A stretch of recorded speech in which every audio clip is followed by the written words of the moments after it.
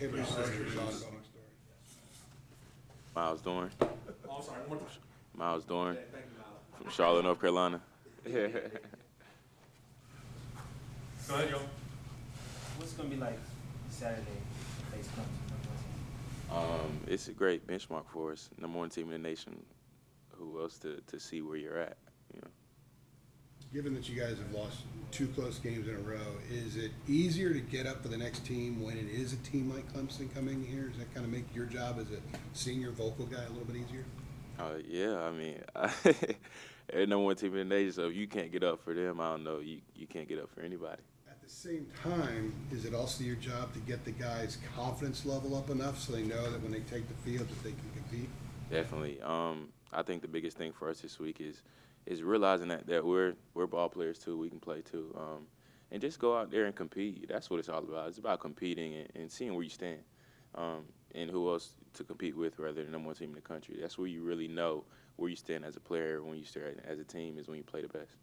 Clemson recruited you. What was that like, being recruited by Dabo and the coaches there? It was a great experience. They definitely came down in the top 3, really the top 2, honestly. If I wasn't here, I would definitely be at Clemson. So I think it's fun for me. It's a great experience, and they have a great program. Everybody knows that, and they've had a great program, and we knew what Dabo Swinney could do with that program. He's done it. Did you take an official visit there? I did not. Yeah.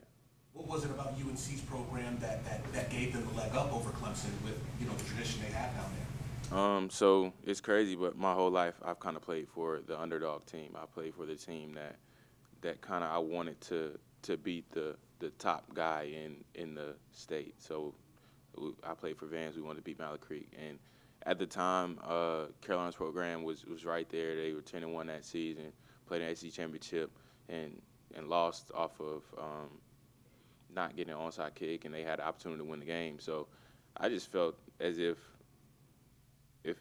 I were to come here and we had other recruits come here, just building something feels a little bit different than joining something. So building a great program, being a part of building something great is better than just joining it. And that's what I wanted to be a part of. And, yeah, that's really it. Do you have any regrets at all with the decision that you made years ago? None. Looking back on it, none. When going through it, probably the first 2 years, it was kind of, I should have made a different decision. But looking back, I have no regrets. I wouldn't rather be no other place, simply because I think the growing pains is what made me who I am today. It brought me to this point. It got me to where I am mentally and also physically. And you can't learn no other way than that. The failure is the best way to learn. And I think that improved my game the most. That game you were referencing was the ACC Championship Game, right? Yeah. That was in Charlotte. Were you at that game, or did you watch that game on TV? Yeah, I watched it on TV. We were at a bar, a big venue. It was a big game just for the state and for this school. So I saw how important it was. Coach Bateman mentioned tackling is a big issue in the Appalachian State game. What have you done to kind of work on that in practice this week? What are some things that stood out about what y'all could change in the scheme or just the physical aspect of tackling? Just really the tracking. I think tracking is half of tackling. Putting yourself in position to make the play is the biggest part. And it's something that sounds crazy, but it really is. It's easier to make a layup than a 3, and that's the same with tackling. If you track it right, it's so much easier to finish, and it's so much easier to get the right leverage and make the play than it is if you overrun it. So. Yeah. That's something y'all saw on tape as being an issue. Yeah, definitely. But we're going to get it worked out and going to get it fixed. What's the most challenging aspect of dealing with Clemson's receivers? Is it the routes they run, the way they run them? Is it their length, or is it the way they bring in balls that no matter where it's thrown, if it's near them, they're going to catch them and bring them in? I have 3. They're 6'5", they're long, so that's one thing that they have. They run good routes. They're great athletes. That's 2. And they have a future number 1 draft pick throwing the ball.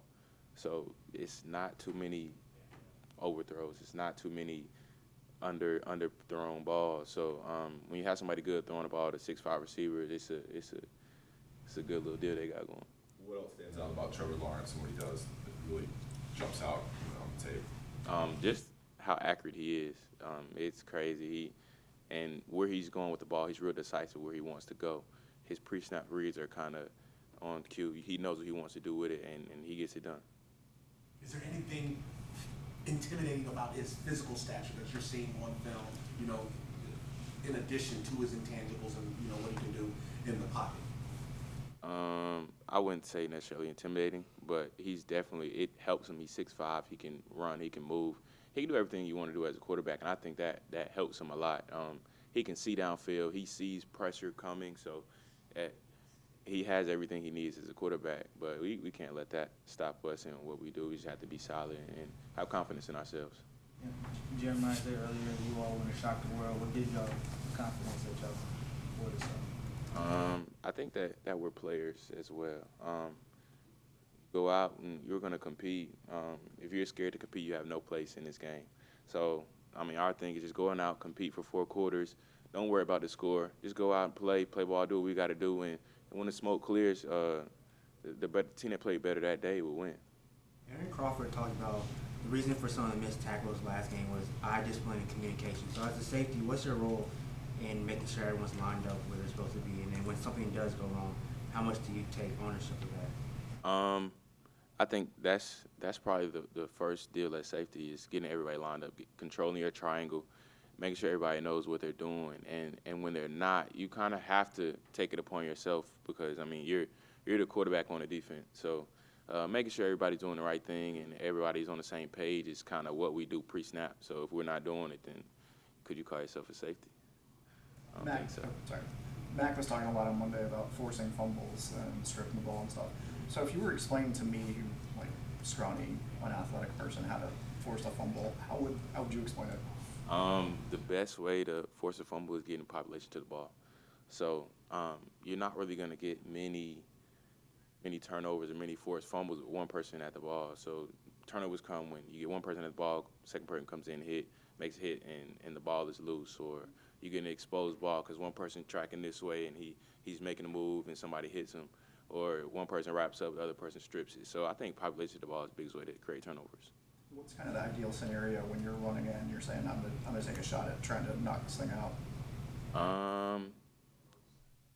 Personally, if he's already wrapped up, or if he's not looking and the ball is exposed, you take a shot across the ball. But yeah, those two things. Mac also said just today, recent concern the last 2 games are for the defense, sudden change situations. When the offense turns it over, the ball's deep in your own territory, and you guys, I guess a lot of 2-play, 20-yard touchdown drive by Wake, 4 plays, 26 yards to App. What is the different mindset that you have to go out on the field in those situations that maybe you guys haven't had the last 2 weeks that you need? Yeah, I think kind of not worrying about what happens on the offensive side of the ball is big. They turn the ball over great. It gives us another opportunity. That's the mindset you have to have, is you have another opportunity to showcase what your defense is about. And what better way to do it with your back against the wall? Bend but don't break. I think that's a great term. You're at the 20, back against the wall, just don't break.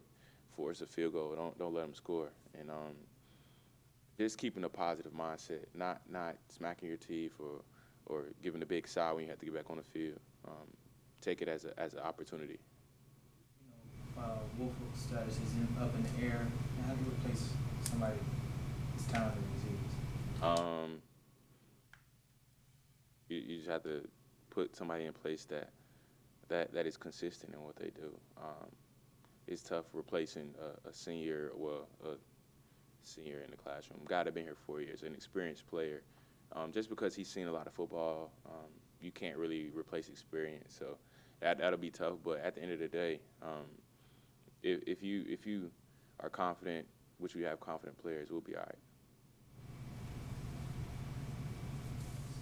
You guys good? Yes, sir. Miles, appreciate it. Thanks, Miles. Is y'all beating on it?